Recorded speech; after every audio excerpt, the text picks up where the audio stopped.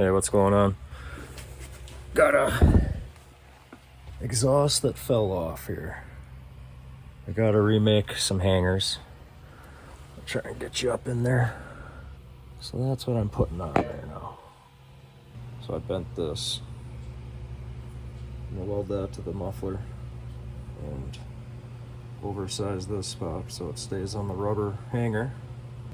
Yeah, we'll start with that. I'm gonna put 2 hangers on here, one on each side.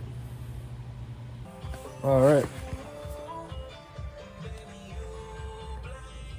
Got one in there. A couple more bends on this one. Or one more bend, I should say. That's what it looks like with the light on.